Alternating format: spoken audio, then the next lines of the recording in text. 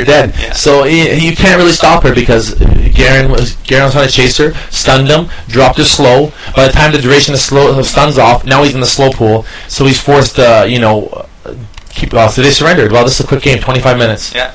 And well, you can see right there, even at the end of that game, 25 minutes, I'm still just focusing on last hitting. Like I said, I'm just making that snowball bigger and bigger, and it gets to the point where they can't handle that snowball anymore. As you noticed, he didn't leave top lane much in this game. Other lanes were doing fairly well. We didn't really need assistance in other lanes to help gank, or other games. Garrett with Wukong would have to come down and help, but for this one, Garen wasn't really leaving the lane much, and. What's going on? Reading the title. It's been changed, so yeah, JC, it's been changed, and we're sitting at Institute of War now, episode 2, and today we're speaking about Wukong, like we're talking about. So those just tuning in, we've already covered a few things. So we went over Wukong's abilities. We're not going to go detail, but their crushing blow is his Q. Decoy is W. His E is Nimbus Strike, and his ultimate is called Cyclone. And Wukong's passive ability is Stone Skin, which gives him increased armor and magic resistance for every enemy champion in the radius of him. Definitely. So we also went over 2 different kind of styles we play with them, an offensive build and a defensive build, where we have, as we see here on the screen, we have different items that we start off with that you can kind of choose over one another if you're playing more defensive, or it depends on how the game's going.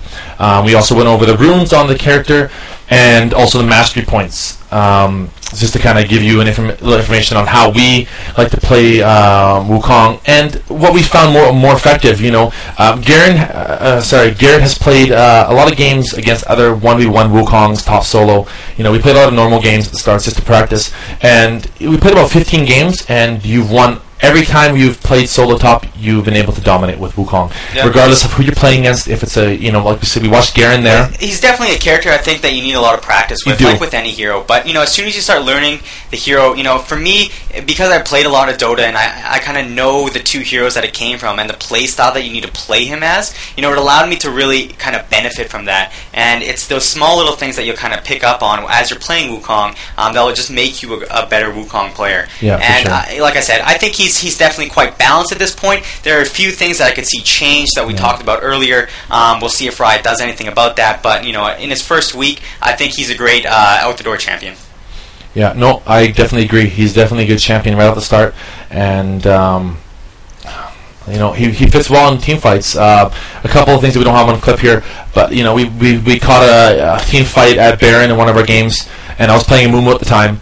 So I just vanish toss in. I'm right in the middle of all 5. I pop my ulti. They're all stunned in my ulti. This is a group fight now. It's a 5v5 team fight, and Garrett comes right in with his Nimbus Strike, gets right in the action, pops his Cyclones, cancels the Cyclone because you can cancel it. There's no point in letting that go out for the duration, especially late game, because it's not quite as strong as late game as his early game. Yeah, well, my right clicks are going to be doing a lot. And his right click is the main source of damage, and we ended up actually getting he actually gets a quadra kill on this, and one of the guys flashes over the wall. We couldn't catch him, but just the potential you have with certain team comps really works well with Wukong. Well, he really fits into any scenario. Like I said, he's a tanky for sure. DS, so he's going to work well in any team.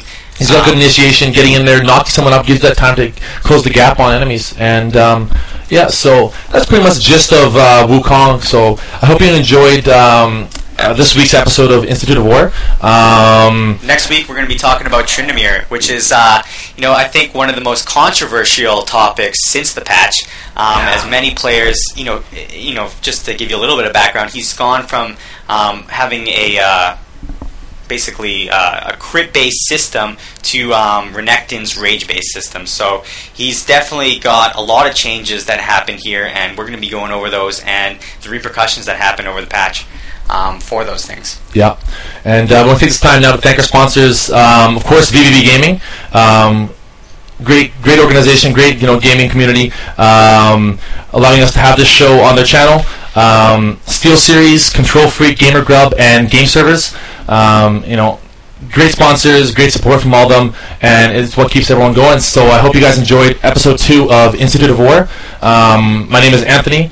And I'm Garrett X. Yeah, you can find us in-game at Gotta Be KD, and Garrett's is Garrett X, and it's EX actually at the end. So you can find all the information in the descriptions later on, and we look forward to seeing you guys next week.